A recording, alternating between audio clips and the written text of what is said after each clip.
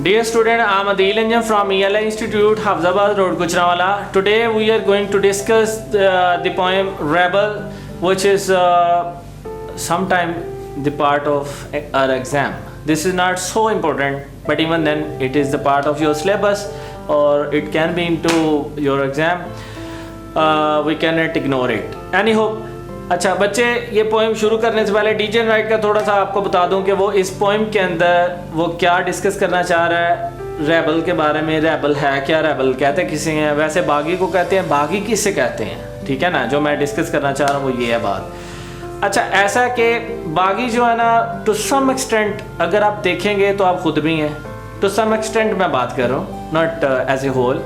और इस बागी को भी, इस रेबल को भी जो डीजेनरेट ने डिस्कस किया हुआ है, तो पोइट ने इस पोइम के अंदर, वो पता क्या है, वो भी ह्यूमरस वे में है। It's not ironically discussed in this particular poem, humorous way में है। और उसका बेसिक मतलब और थीम क्या है इस पोइम का, कि we should accept such kind of rebellion act in a society and we should tolerate.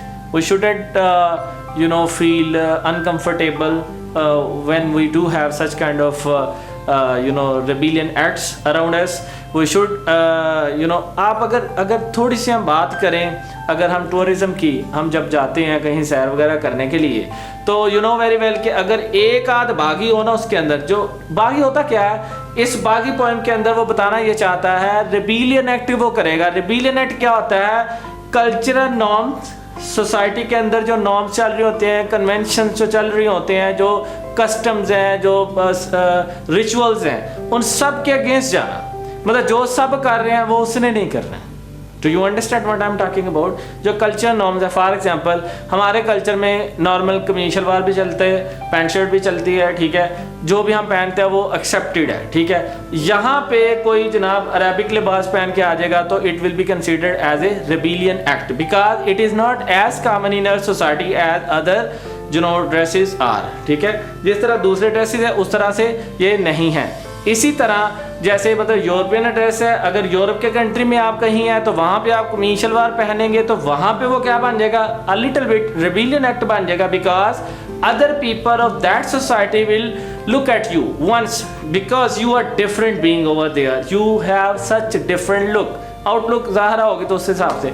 तो अच्छा, इसके अंदर जो रिबेलियन एक्ट के अंदर वो रेबल की बात करता है, तो वो इसमें बेसिकली ये है कि जब हर बंदा, मसला इसमें क्या है कि जब हर बंदा लॉन्ग हेयर रखता है तो रेबल साहब अपने हेयर छोटे करवा देते हैं। जब हर बंदे छोटे छोटे जो है ना बाल करवा देते हैं तो रेबल अपने लंबे हेयर रख लेता है। क्यों? चूँकि जब लंबे बालों वालों में छोटे बालों वाला जाएगा तो definitely he will be distinguish in that particular society. और ये जो है ना, ये बेसिकली एडोलसेंट होता है, ठीक है, वो जिसे कहते हैं इमेच्योर, लगा ले इमेच्योर फेलो है। लेकिन ये क्या चाहता है, अट्रैक्शन ऑफ एवरीबॉडी, ठीक है, कि हर बंदा उसे देखे। For example normally in a society अगर किसी का कलर मेरे जैसा फेयर है तो उसे डार्क कलर नहीं पहनना चाहिए। सम पीपल बिलीव वो सूट नहीं करता है। तो रेबल क्या करेगा जनाब, माल्टा, देखिए माल्टा कलर की, रेडिश कलर की जो है ना वो शर्ट पहनेगा। क्यों? चूँकि इट अट्रैक्ट्स इट्स व्यूअर। तो वो क्यों ऐसा करेगा? चूँकि सोसाइटी में ऐसा नॉर्मली नहीं होता, तो वो दूसरों की अटेंशन जो है ना वो रिसीव करना चाहता है। इसी तरह इस पोइम के अंदर आपको दिखाया गया है हर जगह पे कि जहाँ पे कुछ लोग सोच रहे हैं जी बारिश होनी चाहिए, वहाँ पे रेबल साहब फरमाएंगे नहीं यार, जो धूप है ना उसकी क्या बात है। और जब कुछ लोग बोलेंगे जी धूप की क्या बात है, तो वो जनाब बोलेंगे जनाब बारिश तो बारिश होती है ना, धूप में क्या मजा है। इसी तरह कैट लवर्स की बात होगी तो वो डॉग लवर में चला जाएगा, डॉग लवर्स की बात होगी तो वो कैट लवर में चला जाएगा, बिकॉज ऑफ दैट कि he wants to show that he is different in that society.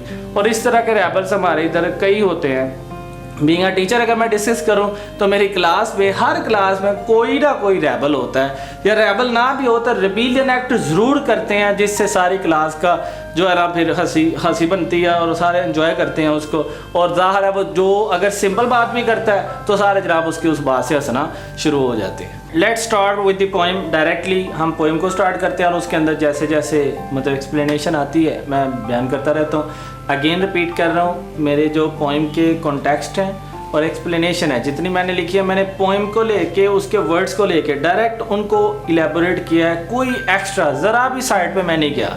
उसकी रीज़न ये है कि ज़ाहिर है फिर थोड़ी लेंथी हो जाती है और बच्चे भी कंफ्यूज हो जाते हैं। तो बिल्कुल लाइन टू लाइन मैंने एक्सप्लेनेशन दी हुई है, इतनी ही कर लेंगे तो इंशाल्लाह ताला आपके पेपर में बहुत मुफीद होगी और आपको मेरे रिजल्ट का पता ही अल्लाह के फजल से, नो प्रॉब्लम। एनीहाउ वो कहता है जी when everybody has short hair, जब हर एक के छोटे बाल होते हैं, the rebel lets his hair grow long, वो अपने बाल लंबे कर लेता है। क्यों वो ऐसा क्यों करता है? Because in this society he wants to show himself, he wants to show that he is a different being.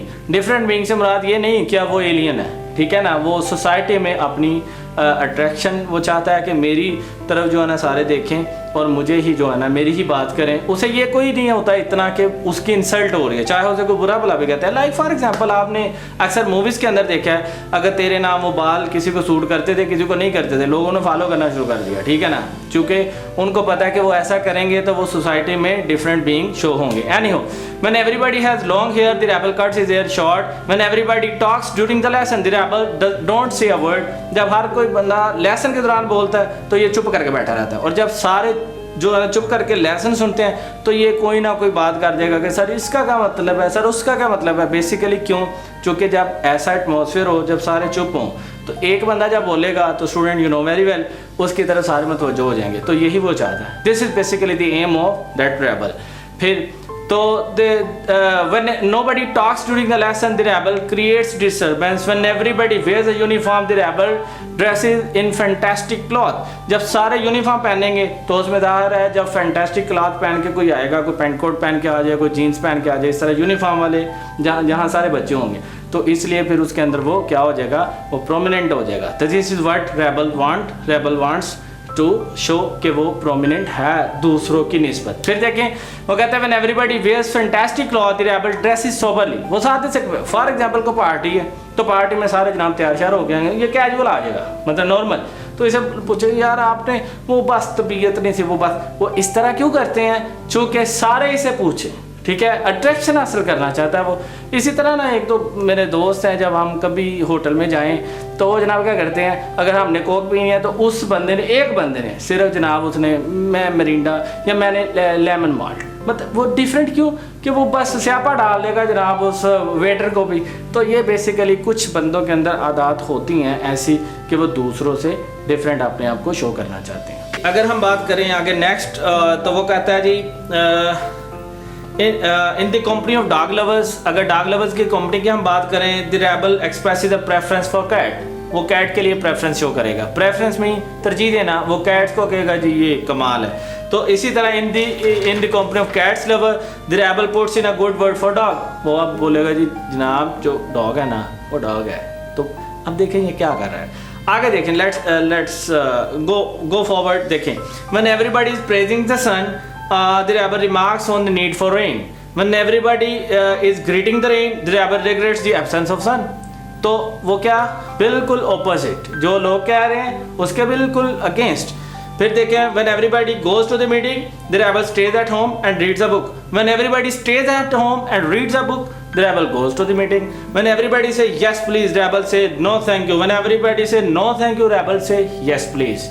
तो बेसिकली क्या है, वो कहता है कि it is very good that we have rebels, you may not find it very good to be one. Writer यहाँ पे point ये कहना चाह रहा है कि ये बहुत अच्छा है कि हमारे दरम्यान रेबल्स होते हैं, दैट्स वेरी गुड, क्योंकि अगर ये ना हो तो हमारी लाइफ इस कदर मतलब बात से डल भी हो जाती है। ऐसी हरकतें देख के हम ऐसी हरकत जो ये सम टाइम रेबल करते हैं रेबल्स, तो हम खुश होते हैं, हम हंसते भी हैं, और बाद टाइम हम बुरा भला भी कहते हैं उसे, मगर वो हमारी अटेंशंस को डाइवर्ट ज़रूर कर जाते हैं, ठीक है। अगर हम जैसे मैंने पहले भी बोला ट्रिप वगैरह पे जाएं तो इस तरह के रेबिलियन एक्ट करने वाले उसके अंदर हों तो हमें बहुत ज़्यादा हंसी मजाक जो करते हैं, तो we enjoy our trip, at the end we come to know कि यार अगर वो बंदा ना होता तो हमारा ट्रिप जो है ना इतना अच्छा ना होता। तो राइटर ये कह रहा है, पॉइंट यहाँ पे ये कह रहा है आपको, at the end you may not find it to be one, हो सकता है आप इसे लाइक ना करें कि आप रिबेलियन एक्ट करें, आप सोबरली एक्ट करें, no problem.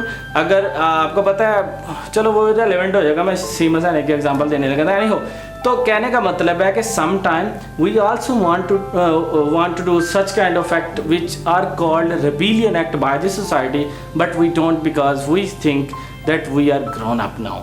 So sometime we also want to do such kind of things तो वो कहता है कि रेबेलियन एक्ट को एक्सेप्ट करना, हमें टॉलरेट करना चाहिए। This is basically the main motive of the writer, और वो एक ह्यूमरस वे में, एक मज़ाहिया वे में एक रेबल को डिस्कस कर रहा है। तो this is the end of the poem.